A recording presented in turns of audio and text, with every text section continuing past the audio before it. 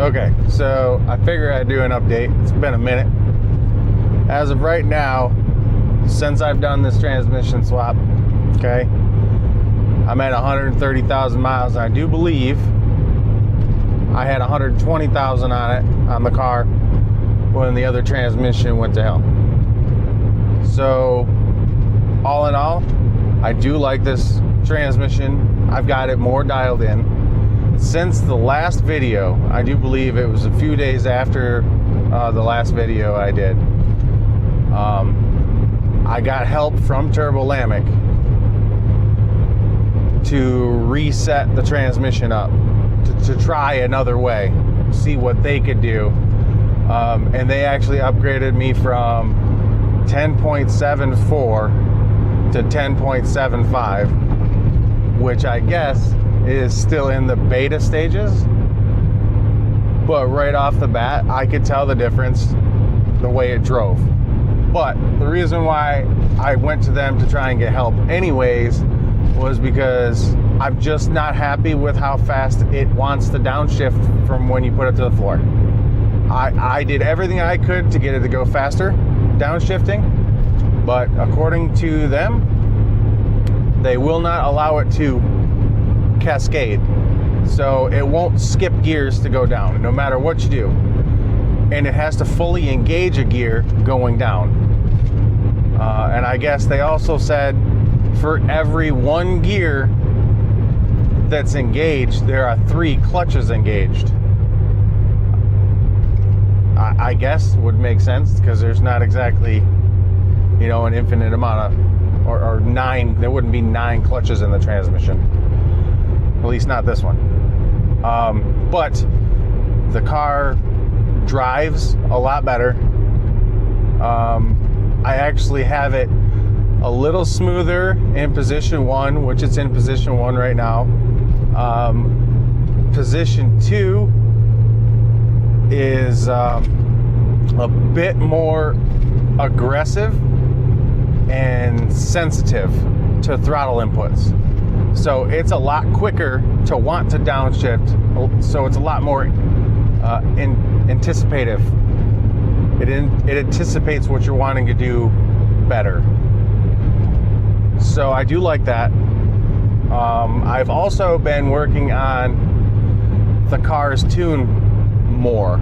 I come to find out, because I was still running the factory air filter and having a full exhaust, that the factory air filter was definitely restrictive. So I put in a bid on eBay for a Lingenfelter cold air intake, which is not really a cold air intake. It's just a filter and a box. But the box has rubber seal across the bottom and across the top, so that it keeps the engine bay air out of it, and it just keeps pulling in air from behind the headlight and through the fender well. Immediately after doing a speed density log on it, because at the moment I'm still working on tuning speed density, I could see the KPA difference. Because normally at wide open throttle, especially up around 5,500 and up, I would only see 90 KPA. And roughly, I guess, we're at about 100 KPA normally. I mean, obviously, atmosphere pressure changes that, depending on if we're in a high pressure or low pressure. And I've seen that in the logs too, which is very interesting. But now I'm seeing full atmosphere. So when I put it to the floor, I see straight down in the log as the RPMs go up that it's staying in the same 95 kPa, 100 kPa column. It just stays right there. So I know it's getting full air now. So now I'm finishing dialing in that. I'm gonna need to go dial in my MAF curve again, because it flows more now. But all in all, I've been very happy with this swap. I just wish I could get it to do more like an OEM transmission, to where if I put it to the floor, it'll go from 8th gear to, say, 3rd gear. or fourth gear, whichever the lowest gear is that it should be able to go to. But it won't do that. It's just so, well, I guess it's just one of those things I have to live with. If I do another GTO, I'll probably either do a max ECU or supposedly the core ECU from HP Tuners can now support the 8 HP. So if it can, then I could just do that. And then I already know how to tune that based on using HP Tuners already. So that would be nice. But I would like to get a second GTO, have one that's set up differently. Something, I don't know, maybe I just make one of them more track focused than the other. I don't really want to change this one. This car has history. It has history to me because it was my brother's car. And I know what this car has been through since 10,000 miles. So it is what it is. But all in all, I've been very happy with it. And I have moved the mode selector. So I had the mode selector over here, like I had shown in other videos. But now it's right here at the bottom, at the base of the shifter. Because I couldn't really put it right here because back here, there's a circuit board for these window switches down here. That was already a pain in the ass to put this in here. So I'll find a use for this. Just not right now. Not anytime soon. If anything, it could be used as a dummy for like anti-theft or something, you know, because when it's off, it's red. So maybe they think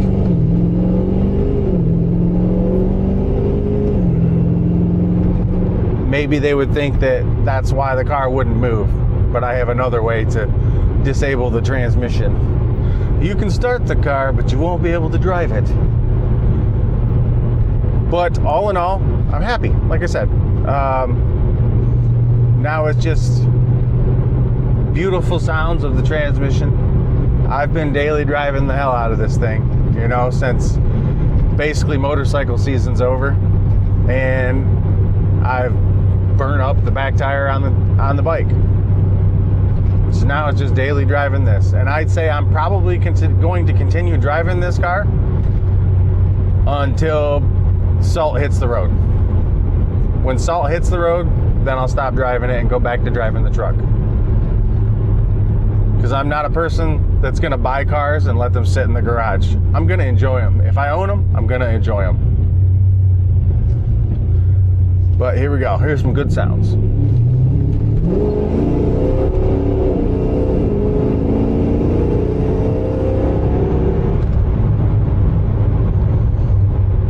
Hopefully it's as loud for you as it is for me, because I enjoy that. In a moment here, I'll be getting on the expressway, and then it'll really come out.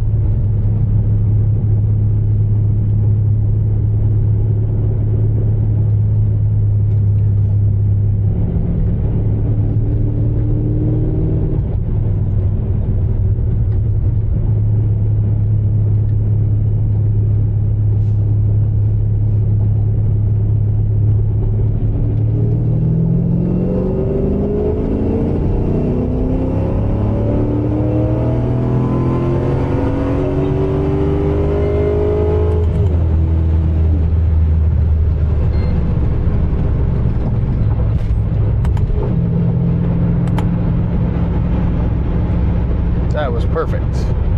I needed to do a speed density log to check wide open throttle, make sure that I'm within the airflow model. We're going to find out what that looks like in a little while when I get to work.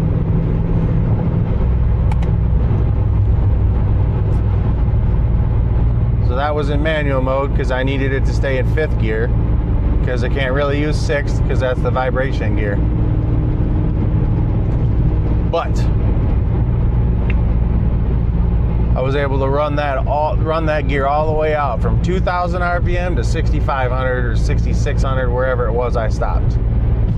I just have to stop right around there because the vibration lately, I've noticed, if I really push it, the tail shaft moves far enough to where the outside of the drive shaft actually hits the tunnel. It's tight on the right hand side of the tunnel, and it hits.